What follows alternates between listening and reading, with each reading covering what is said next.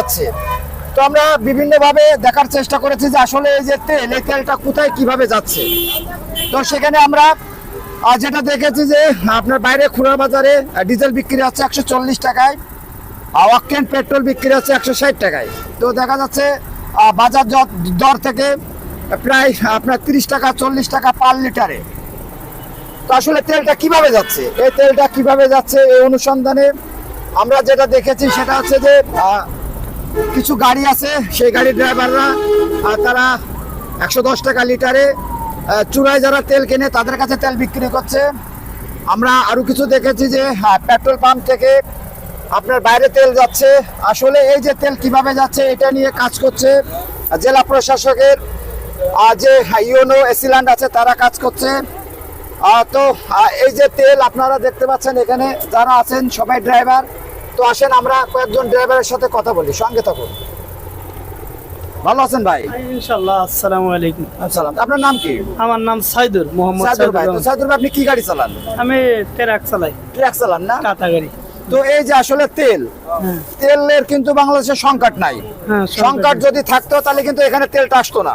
না, তারপরেও আসলে তেলের যে কৃত্রিম সংকট, আসলে এই তেলটা কোথায় যাচ্ছে বলে আপনি মনে করেন? আমাদের লাগবে 10টা, আমরা নিতেছি 20টা। আমাদের লাগবে 20টা, নিতেছি 40টা। তাহলে এরা কি এই তেলটা নাকি স্টক করছে নাকি তেলটা তারা কালো বাজারে বিক্রি করছে, কি মনে হয় আপনার কাছে? বাড়িতে নিয়ে স্টক করতেছি। বাড়িতে নিয়ে স্টক করছে না? তো আপনি করে স্টক করছেন নাকি? না না না, আপনি স্টক করছেন স্টক না? করছি। ধন্যবাদ। তো প্রিয় দর্শক আসেন আমরা কথা বলি ড্রাইভারদের সাথে, পাশাপাশি আমরা কথা বলি। ভাই ভালো আছেন? তো আপনি তো তেল নিয়ে আসছেন। জি, আপনি কোন ডিপো থেকে তেল নিয়ে আসছেন আপনি? বাগাবাড়ি ওয়াল দিব। তো আপনার এই যে বাগাবাড়ি যে ডিপো, এই ডিপো থেকে যে ডিলারদেরকে যে তেলটা দেওয়া হচ্ছে আগের মতনই কি ওরকম স্বাভাবিক দেওয়া হচ্ছে নাকি কম বেশি দেওয়া কম হচ্ছে? বেশি দেওয়া হচ্ছে, মানে সংকটের কারণে কম বেশি দেওয়া হচ্ছে আর কি। কম বলতে কি বেশি দেওয়া হচ্ছে নাকি কম দেওয়া মানে হচ্ছে? কম দেওয়া হচ্ছে, যেটুকু দরকার তার একটু কম দিচ্ছে, সীমিত দিচ্ছে। মানে যার দেখা যাচ্ছে 100 লিটার দরকার তাকে তাকে 70% দিচ্ছে। 70 লিটার দিচ্ছে। জি, তো এই যে তেলের তো সংকট নাই, যেহেতু আপনি তেলের মধ্যে থাকেন, তাহলে তো সংকট আমার জীবিত আছে কম বেশি।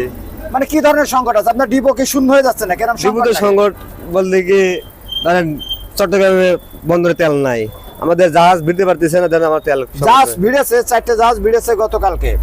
এখন আপনার ডিপো থেকে তো এখনো পর্যন্ত তো তেল ডেলিভারি তো আর বন্ধ থাকে নাই। না, বন্ধ নাই। তাহলে তো তেল আছে ডিপোতে, তেল আছে, যতক্ষণ পর্যন্ত ডিপোতে তেল আছে ততক্ষণ পর্যন্ত আছে। আছে।